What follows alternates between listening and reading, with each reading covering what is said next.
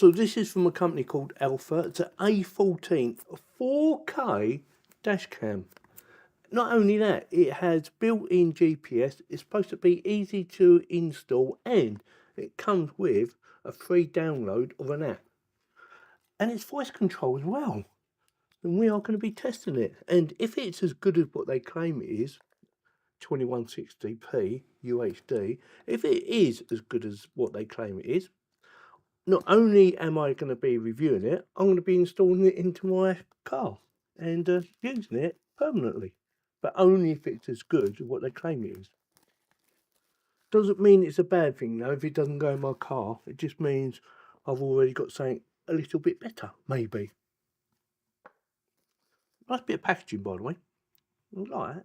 That's quite cool. Right, something to bear in mind before we get started. Now, this is only a front-facing camera. It doesn't come with a rear one. So that is a compromise. You know, may be perfect for someone in a transit van or something like that who can't see out the back anyway because it's all blocked off. May be perfect for that. Or even in a car, if you just want a forward-facing one, again, could be perfect. Let's have a quick look around so you get double-sided sticky for sticking on. It comes with a spare one as well, which is a bonus, because you know what it's like. You put it on, and sometime in the future you need to remove it for whatever reason, and it loses its stickiness, keeps falling off. You've got a spare one. Make sure you don't lose it. It is adjustable, and I knew that before I even touched it. So you would stick that, I'm guessing, looking like that. I imagine you will stick that so that's up high, and then you've moved that sort of like that, yes, and you would see that screen, little tiny screen. Yeah, makes sense. Instructions, as you would expect. A power cord, and that should be long enough for virtually any car or any vehicle. So you go from your screen, from where your mirror is, somewhere up there, all the way down to your power source. Providing you've got a power source, that is. You normally use a cigarette lighter. That is a non-detachable power supply. In other words, you can't use any different one. Looking at that, I might be totally wrong, but yeah, that's a fixed one. So if you're going to use a different one, you would have to see if it produces the right amount of power, because that is fixed. USB Type-C on the other end, something to bear in mind. Comes with two static screen reflectors. So again, you've got a spare one. And the idea of this is you clean the screen first. Yeah, make sure it's clean and dry. Then you apply this onto the screen where the camera's going to go, and it helps to keep this on there. Perfect. Some rubber cable management ties there, look, sticky things there, and a crowbar. Yeah, it is a crowbar. It's a plastic one, but it is a crowbar. And the idea behind a crowbar, or this crowbar, if you didn't know, is when you're tucking in the cables, this allows you to open it up so you can get the cables behind your trim. Yeah, that's what that's for, behind your trim. So with that, I'm going to try and power this up so we can set it up here rather than install it into the car first and then find out, oh, I've got a dud, doesn't work. Well, you never know. You know, you might have a dud. It does happen. Doesn't matter how much it costs. These things can happen now and again. So give me a second while I power her up or get some power. Hopefully she works. So I've had a little practice of how to install this, and yeah, it's quite easy to do. They do say it's basically plug and play, and I thought I will show you how to set it all up. Now, one of the things I've already done, which is download the app. Now, there are two versions for this. One is called Alpha and one is called Alpha Vision. Make sure you get the Alpha Vision, all right, because it doesn't work on the other one. Now, first things first, you need to give it power. I've already put a memory card in there. That's a 32GB memory card. So I'm going to give it power from a USB Type-C connection to give it the power. Recording started.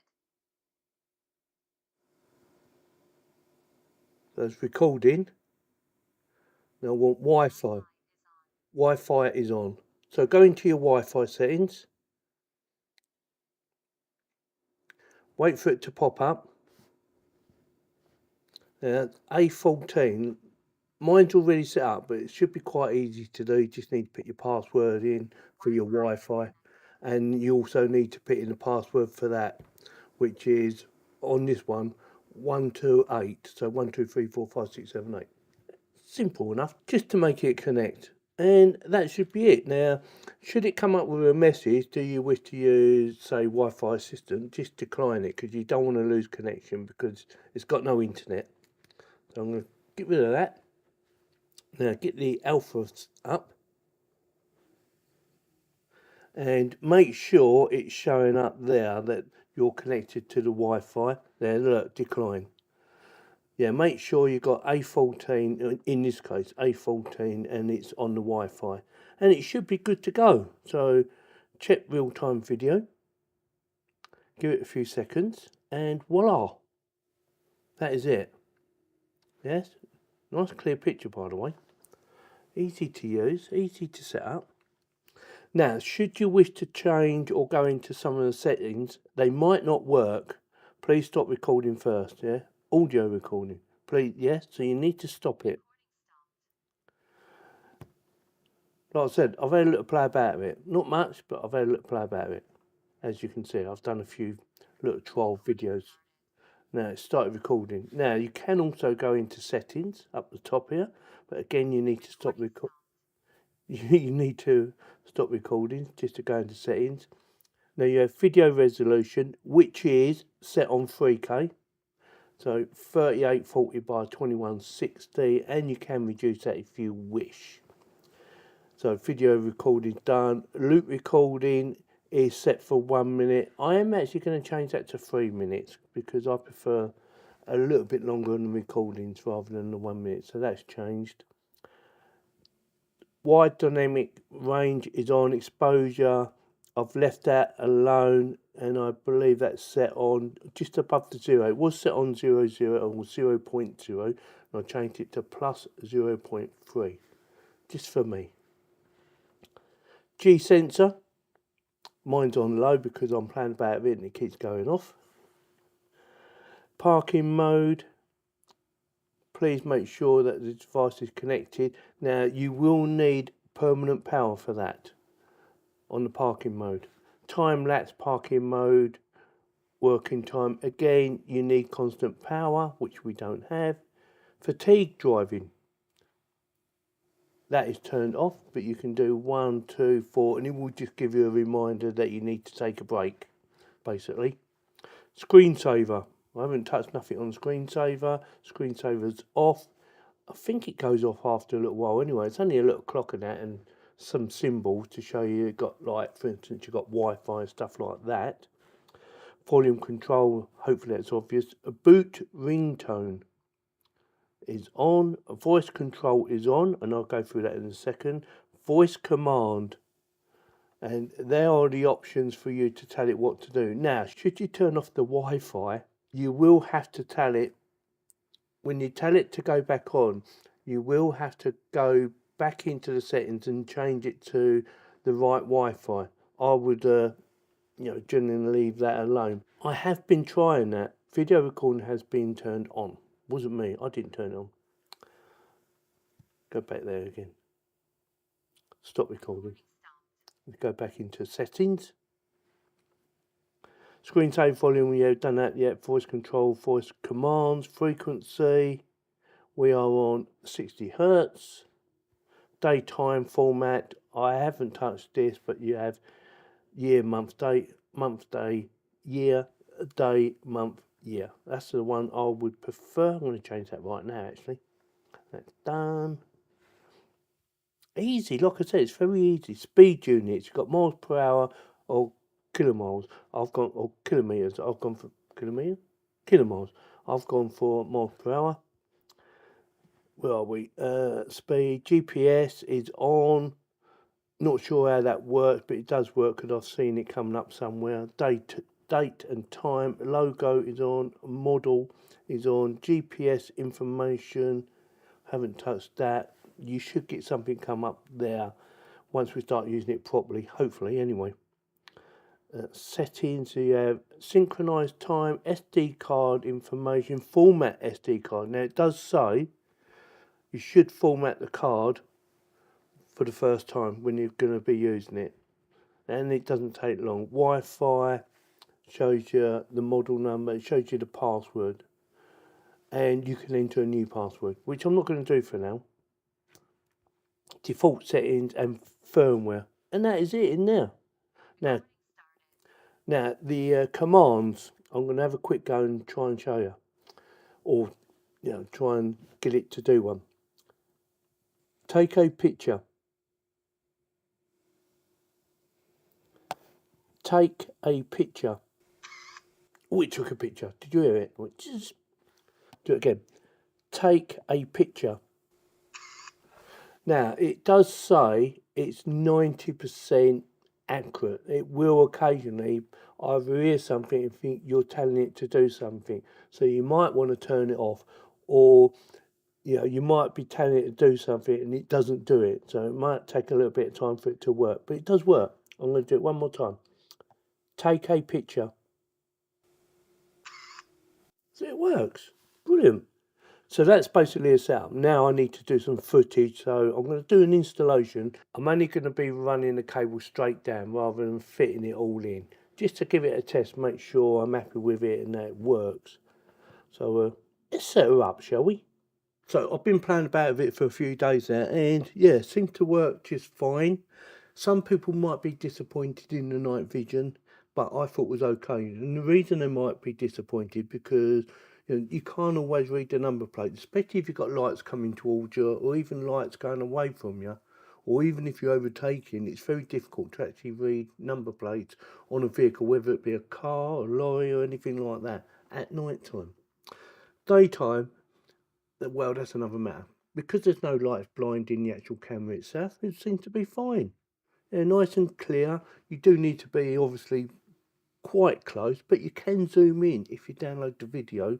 Say for instance onto your PC or onto your phone, you can zoom in if you know how to, that is. Some of the things I do like, as well as the actual camera itself, and that is the voice control, and that seems to work reasonably well, or at least 90% of the time anyway. Sometimes you have to say it more than once, like take a picture. It doesn't always work, but it does work reasonably well. Take a picture. See what I mean? It works. Yeah, took a picture. Don't know if you heard that, but I heard it. The other thing I do like is the fact that you can actually watch a live view. And let me just quickly show you. You can actually watch a live view. It's doing an emergency video now because it thinks it's in an accident, moving about. But look how clear that is. Yeah, crystal clear. No adjustments for colouring or anything like that needed. I haven't really played about the settings. I just went in there and had a quick look. Now, if you want to stop this recording, stop, because you will need to stop it to go into the navigation or the settings to check anything. The other thing I do like is where is it? A GPS stamp. So it records your location, which can be very helpful, especially in an accident. You can say, well, it's on the GPS saying that that's where it was. And you can also tell your insurance company, look, the accident happened here, and then give them the coordinates. And I thought it's very good, actually. Very clever. Easy to format the card. It does say it takes up to 128GB memory card. Doesn't come with a memory card, so you might be a little bit disappointed on there. I think 32 gig or 64 gig memory card should be good enough. I've got one in there at the moment. I will take it back out because I'm not leaving it in here, because I've decided not to use it. And the only reason I'm not using it, not because there's something wrong with it, is purely for the fact I like to have two cameras in my car. One at the front, one at the back, and this is only one camera. I also like the actual display. It shows a nice clear clock, and it shows some of the things that are active, like the Wi-Fi. Something else to bear in mind: if you want to use your phone, make sure you're in a stationary position and in a safe place for connecting it to your phone. You will have to go into your Wi-Fi first, once you've turned the camera on, that is. So once you've powered it up, go to your Wi-Fi, select the Wi-Fi for the actual camera, yes, and then close that, go to the app, start the app up, and you should get in straight away. Like so. It's working, yeah, perfect. Yeah, brilliant. emergency video. So I do like that. I haven't actually used it while I was driving. I couldn't see the point of using it while he's driving because you're looking ahead anyway. So why would you want to look at that? It's handy for seeing what's happened or what events have happened if you need to. One of the things you will need if you want parking guard is it needs permanent power. And something else to bear in mind, and that's the same with any dash cam if you're going to use permanent power, it will drain your battery. So make sure you've got quite a good battery. It should be fine. It'll probably be in sleep most of the time, if not all of the time, but you never know. So something to bear in mind. Make sure you've got some sort of backup if you want to go down that road. So yeah, definitely gets my thumbs up. Easy to use. Navigation of the software I thought was excellent. Had no issues navigating around that like I showed you in the video earlier. Very easy to navigate.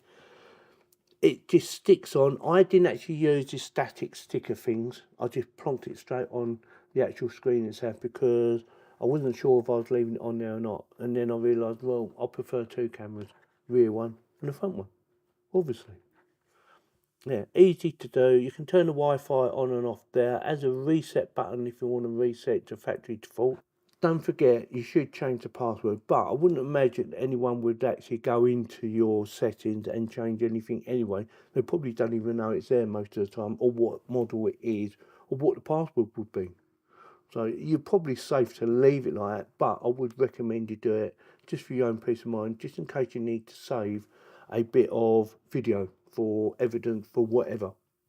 Also, I found it very easy to transfer the information from the memory card onto my computer, onto my PC, and play back on there again, and no issues. It didn't record it in any format that no one recognises. It recorded it in MP4, so perfect for whether you're playing it on your phone, tablet, PC, Apple. It should just work. Definitely gets my thumbs up. So it's easy to install, it's easy to connect the software to the actual device itself. Hopefully you found my video, my little tutorial, easy to understand. And yeah, as always, I will stick links in the video description in case you want to go and buy one. And if you have any comments or any questions, please post them below. I will try and answer them.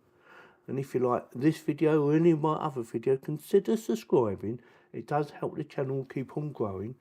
And we can only get better, hopefully anyway. So with that, if you like this video, you know what to do. Give me a thumbs up, subscribe, click on the bell for notifications, and thank you very much for watching.